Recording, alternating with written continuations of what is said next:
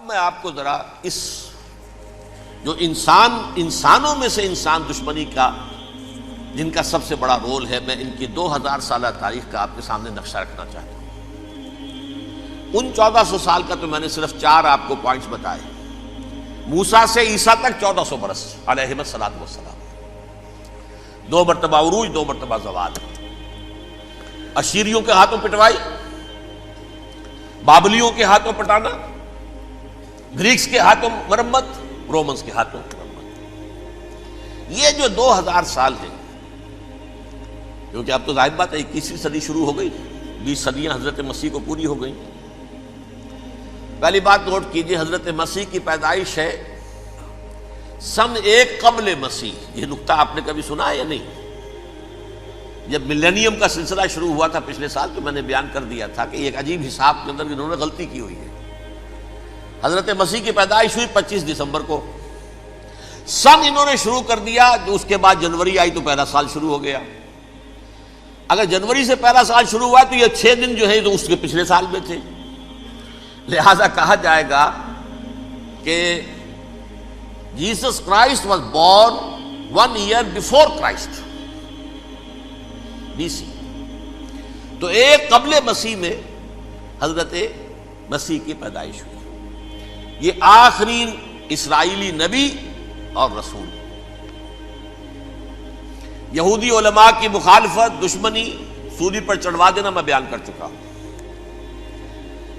سن 33 عیسوی میں، جبکہ حضرت مسیح کی عمر 33 برس تھی، اللہ تعالیٰ نے انہیں زندہ آسمان پر اٹھا لیا، لیکن یہودیوں نے اپنے خیال کے مطابق انہیں سولی پر چڑھوا دیا، ان کی موت واقع ہو گئی۔ اگرچہ اس کے بعد یہ اختلاف ہے ان میں، یہودی کہتے ہیں وہ سولی پر چڑھ گیا، ختم ہوا، مر گیا۔ عیسائی کہتے ہیں نہیں، انتقال ہوا ہے مسیح کا صلیب پر، لیکن پھر وہ دوبارہ زندہ ہو گئے ہیں۔ ان کی لاش ایک غار میں رکھ دی گئی تھی، وہاں ریزریکشن ہو گیا، ان کا باعث بعد الموت وہی ہو گیا، اور پھر انہیں اللہ نے زندہ آسمان پر اٹھا دیا۔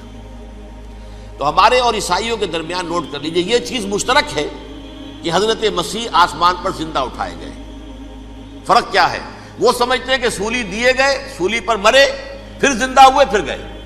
ہم سمجھتے ہیں کہ نہیں، وما صلبوہ وما قتلوہ، انہوں نے نہ صلیب دے سکے انہیں اور نہ انہیں قتل کر سکے، بل رفعہ اللہ الیہ، اللہ نے اٹھا لیا۔ پھر ہمارا اور یہ اس کا عیسائیوں کا ایک اور اتفاق ہے، سیکنڈ کمنگ آف جیسس، حضرت مسیح دوبارہ آئیں گے۔ یہ عیسائیوں کا بھی عقیدہ ہے اور ہمارا بھی۔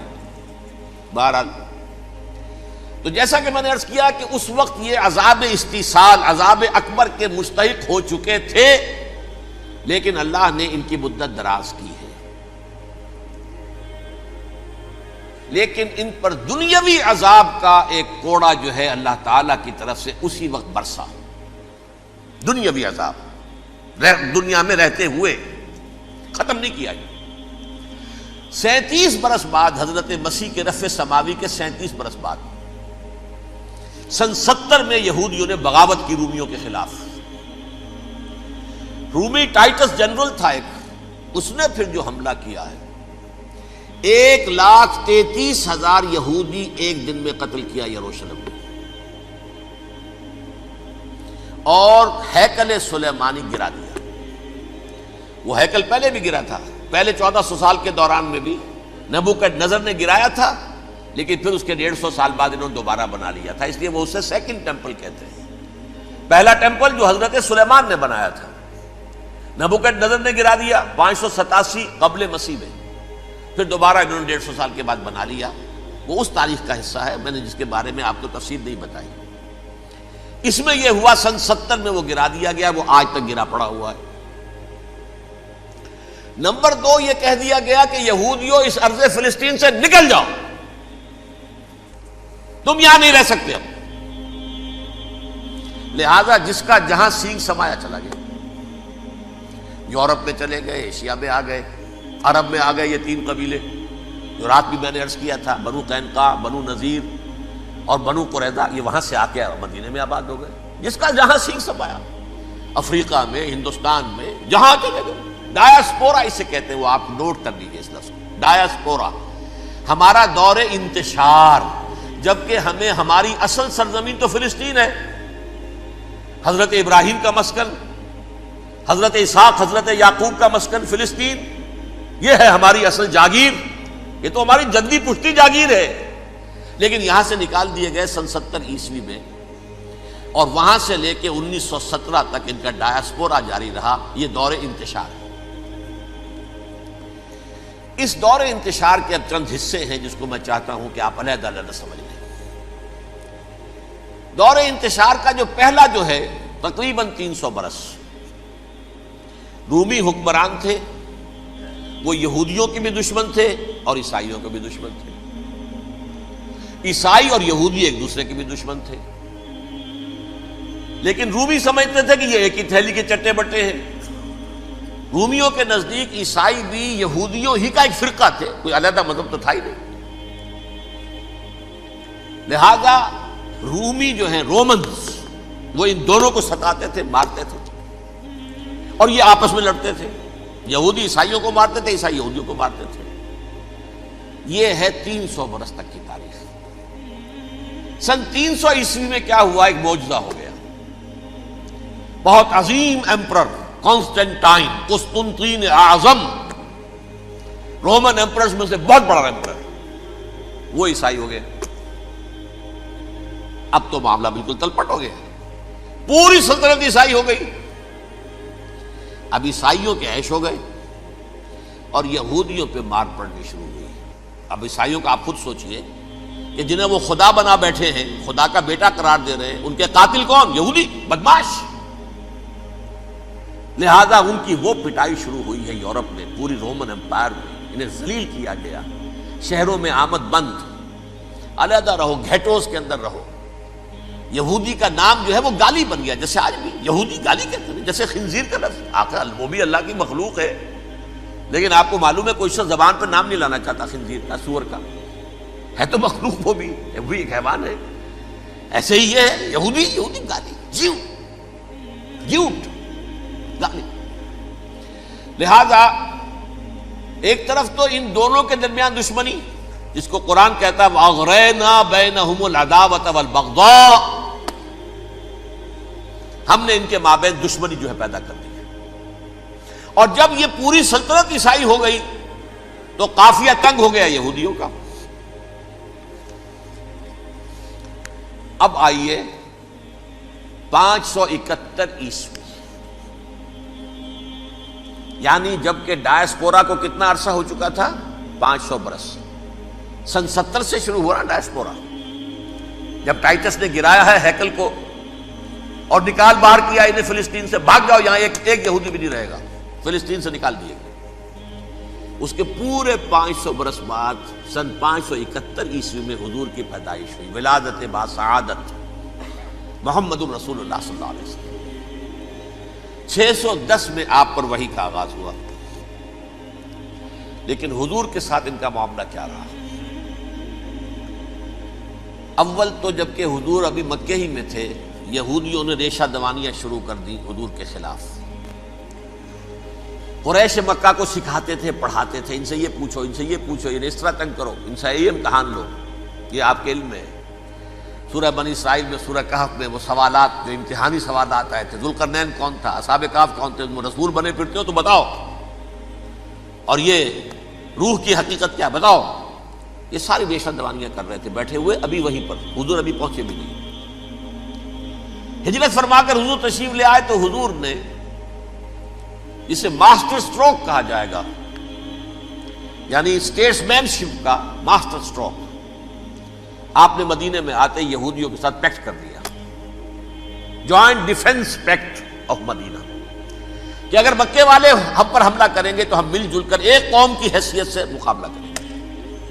یہ میثاق مدینہ کہلاتا ہے، جس کے بہت غلط معنی پہنائے جا رہے ہیں آج کل۔ بہرحال میں موضوع میرا چونکہ یہ نہیں، میں ادھر نہیں جاؤں گا۔ لیکن ہوا کیا؟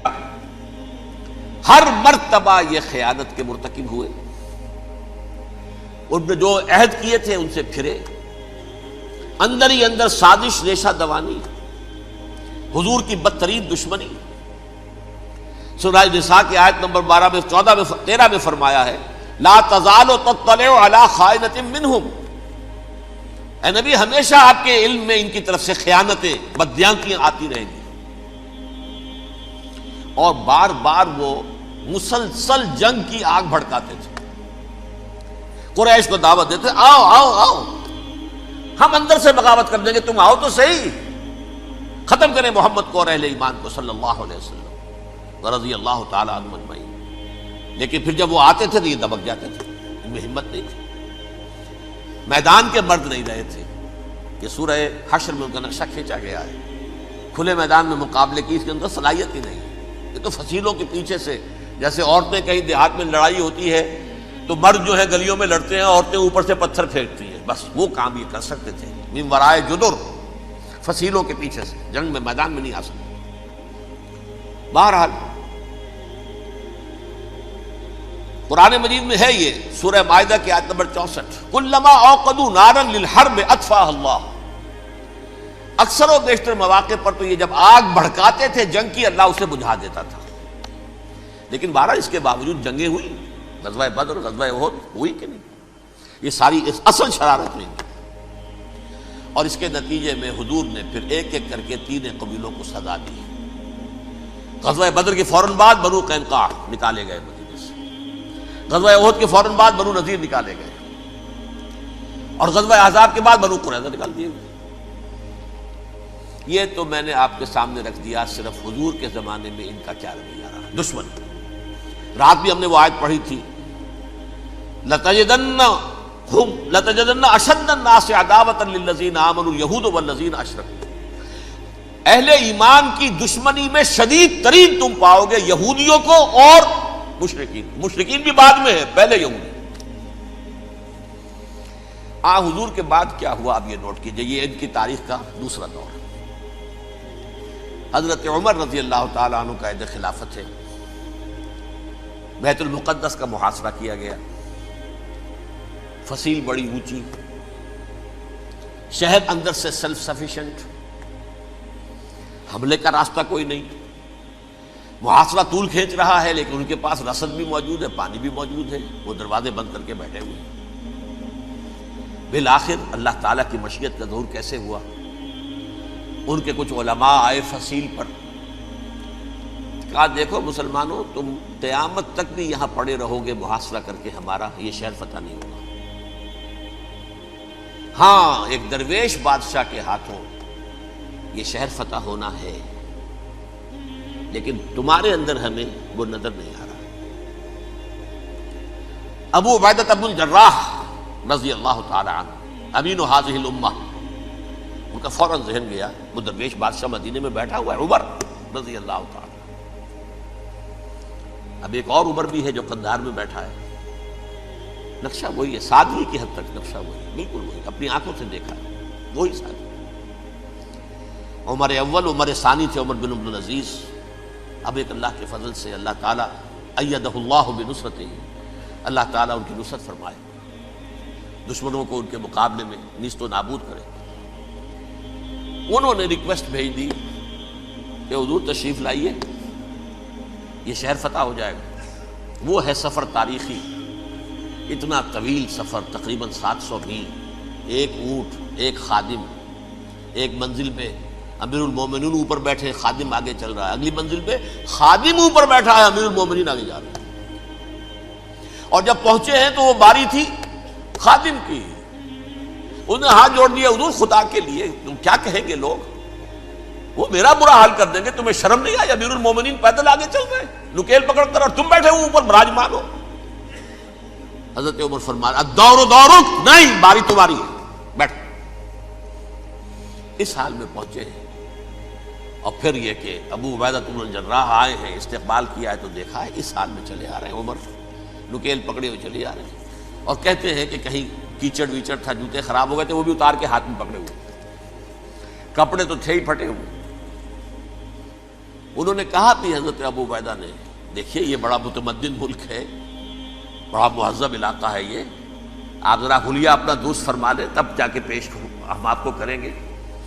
آپ نے فرمایا نحن قوم اعزنا اللہ بالاسلام، ہم وہ قوم ہیں جنہیں اللہ نے عزت دی ہے اسلام کے ذریعے سے. کپڑوں کے ذریعے سے نہیں، دولت کے ذریعے سے نہیں۔ اسی حال میں گئے ہیں، اوپر سے انہوں نے کھڑے ہو کر نشانیاں دیکھی ہیں، اپنی کتابیں کھولی، ہاں یہ وہی ہے، اچھا لو جی سرنڈر، شہر تمہارے ہاتھ میں۔ خون کا ایک قطرہ نہیں بہا اور بیت المقدس فتح ہو گیا۔ لیکن اس وقت حضرت عمر نے ایک نرمی یہ کی کہ یہودیوں کے لیے بھی اسے اوپن سٹی قرار دے دیا۔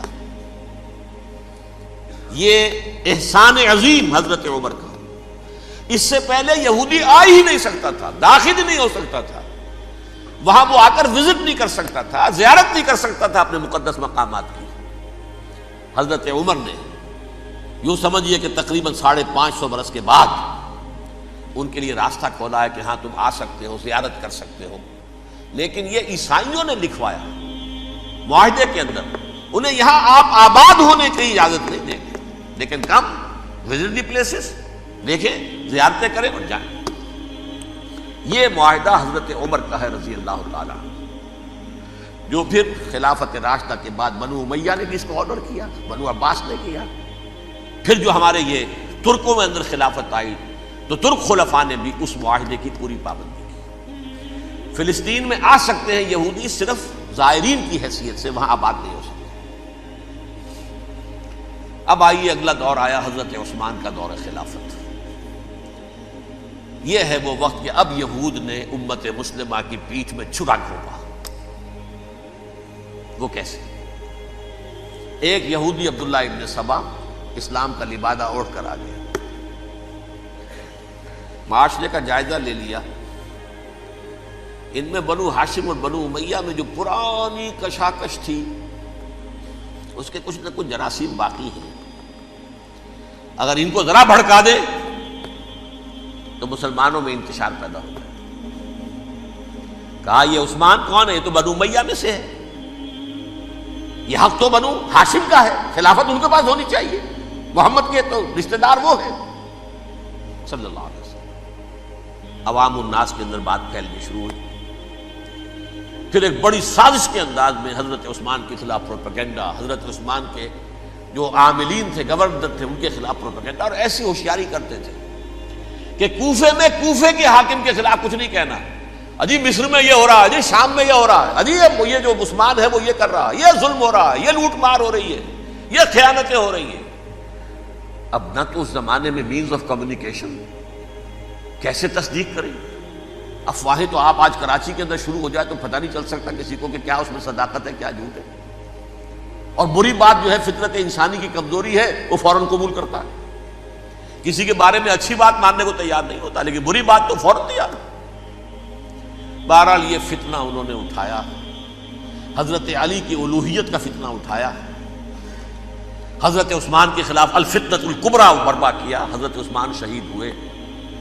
اس کے بعد 5 برس تک مسلمان ایک دوسرے کی گردنیں کاٹتے رہے، باہمی خانہ جنگی ہوئی، امت کو وہ زخم لگایا ہے جو آج تک جس سے خون رس رہا ہے۔ یہ شیعان عثمان اور شیعان علی تھے جو بعد میں پھر سنی اور شیعہ ہو، اور آج تک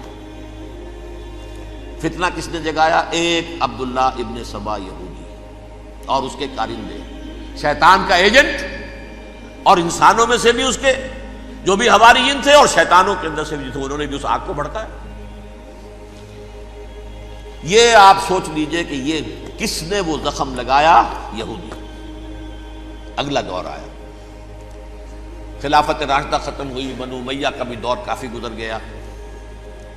طارق ابن زیاد 712 عیسوی میں حملہ کرتے ہیں اسپین پر۔ اسپین اس وقت عیسائیت کا بہت بڑا گڑھ، بڑے کٹر ترین عیسائی جو ہے وہ اسپین میں تھے، لہذا یہودیوں کی وہاں بہت پٹائی ہوتی تھی، یہ میں بتا چکا ہوں، دشمنی تھی ان کی تو چلی آ رہی تھی عیسائیوں کے ہاتھوں یہودیوں کی۔ وہ تو سن 300 عیسوی سے ایمپرر کانسٹنٹائن کے بعد سے شروع ہو گئی تھی۔ اس حوالے سے یہودیوں نے اس وقت چالاکی یہ برتی، کچھ راستے واسطے بتائے، کچھ مدد کی طارق ابن زیاد کی۔ طارق ابن زیاد نے انہیں اپنا محسن سمجھا، ہسپانیہ فتح ہو گیا تو یہودی چونکہ محسنین کی فہرست میں آ چکے تھے، انہیں بہت اقتدار نصیب، بڑی سپورٹ مسلمانوں نے دی۔ ان کے بڑے بڑے علماء جو ہیں اسی دور کے اندر پیدا ہوئے، بڑے بڑے تھنکرز ان کے اسی دور میں پیدا ہوئے۔ بن گوریون جو کہ ایک وزیر اعظم تھا اسرائیل کا، اس نے یہ لکھا ہے اپنی کتاب میں، Muslim Spain was the golden era of our diaspora. وہ ڈائسپورا جو 70 عیسوی سے شروع ہوا تھا اور 1917 عیسوی تک جاری رہا ہے، اس میں سے گولڈن ایرا ہمارا جو تھا وہ مسلم اسپین تھا. ہسپانیہ میں بیٹھ کر ہم عیش کیے،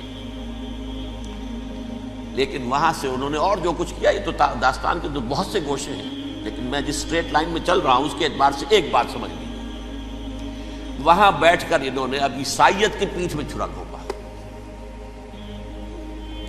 پروٹیسٹنٹ مذہب پیدا کیا، تقسیم کر دیا. جیسے شیعہ سنی کی تقسیم، عبداللہ ابن سبا، رومن کیتھولک اور پروٹیسٹنٹ کی تقسیم، یہودی علماء. ہوتا کیا تھا؟ ہسپانیہ کی یونیورسٹیاں ہیں، کارڈووا میں ہے، ٹولیڈو میں ہے، گریناڈا میں ہے، غرناطہ، قرطبہ، تولیتلا، اور وہاں آتے تھے لوگ. فرانس سے چلے آ رہے ہیں نوجوان پڑھنے کے لیے، جرمنی سے چلے آ رہے ہیں، اٹلی سے چلے آ رہے ہیں. 3 ہی ملک قریب ترین پڑھتے ہیں سینٹرل جو یورپ کے ہیں. یہاں پر جو ہے وہ اسلام جو نور پھیلا رہا تھا اس سے بھی مستفیض ہوئے. جہالت کے جو ہے پردے ان کے وہ چھٹے. اس کے ساتھ ہی وہ یہودی وہاں ان کے اندر جو جراثیم داخل کر رہے تھے وہ اس عیسائیت کے خلاف بغاوت تھی جو اس وقت دنیا میں عیسائیت اس وقت تھی.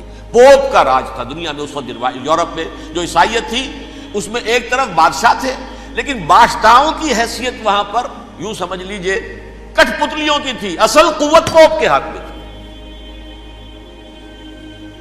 اور پوپ کو انہوں نے جیسے قرآن نے کہا اتخذوا احبارهم ورهبانهم اربابا من دون اللہ، کیونکہ سینٹ پال نے شریعت موسوی ساقط کر دی تھی تو اب شریعت تھی ہی نہیں. پوپ کو اختیار تھا جس چیز کو چاہے حلال قرار دے دے، جس چیز کو چاہے حرام قرار دے دے. اتخذوا احبارهم ورهبانهم اربابا من دون اللہ. انہوں نے کہا صاحب یہ پوپ کس بلا کا نام ہے، یہ بھی انسان ہے. بات تو ٹھیک تھی نا، اصل حیثیت تو کتاب کی ہونی چاہیے، ڈیوائن بک، دی ریویلڈ اسکرپچر. لہذا اور یہ کتاب ہر شخص پڑھ سکتا ہے.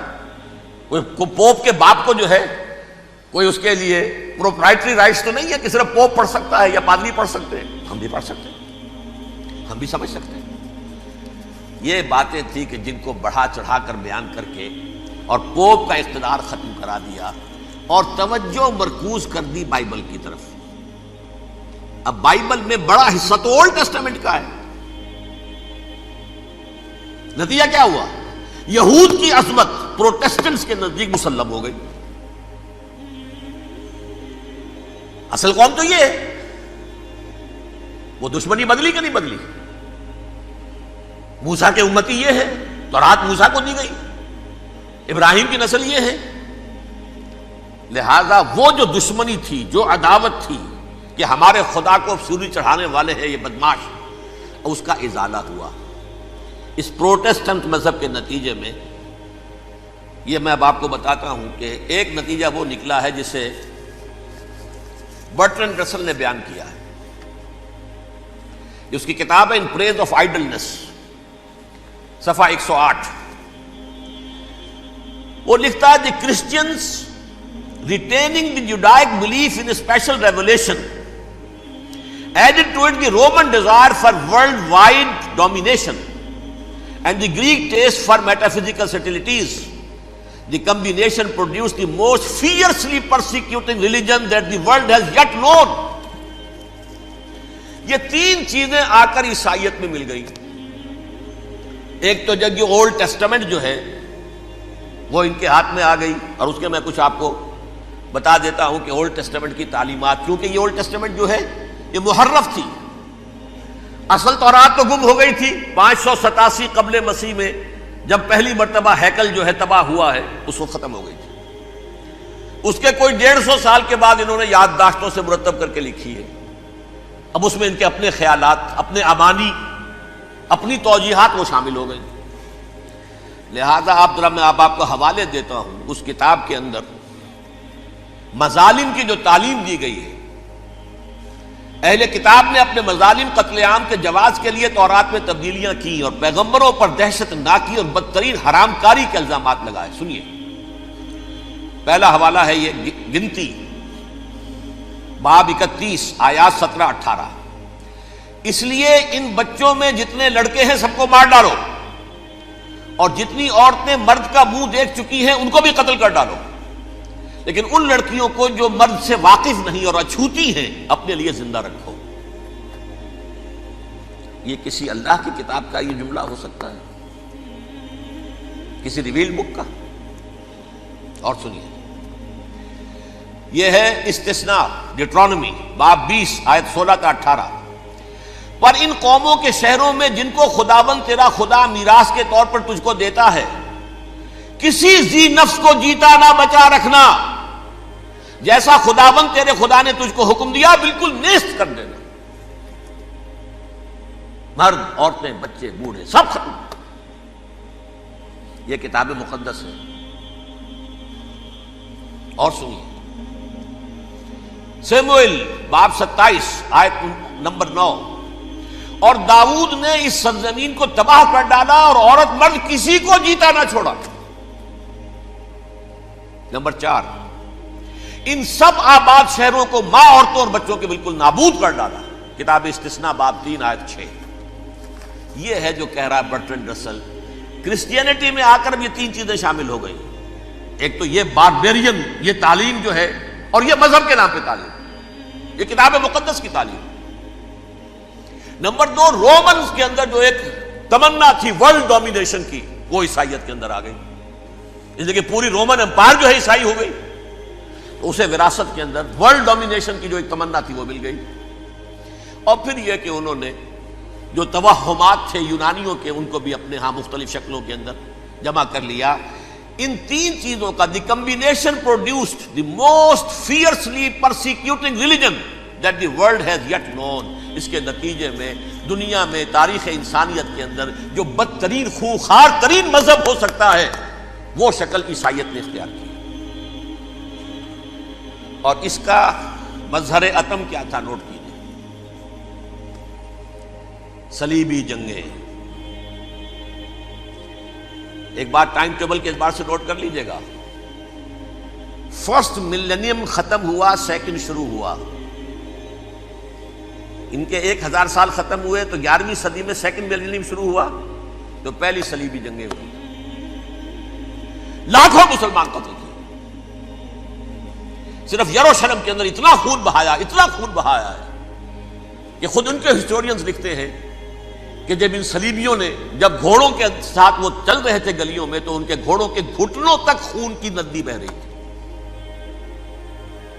جہاں سے گزرے ختم کرتے چلے گئے، آبادیاں کی آبادیاں ختم کر دی. اگرچہ اس کروسیڈ میں گیہوں کے ساتھ گھن بھی پسا، یہودی بھی بہت مارے گئے.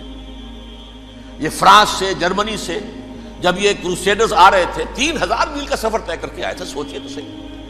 اربن ثانی پوپ جو تھا، آگ لگا دی تھی اس نے پورے یورپ کے اندر.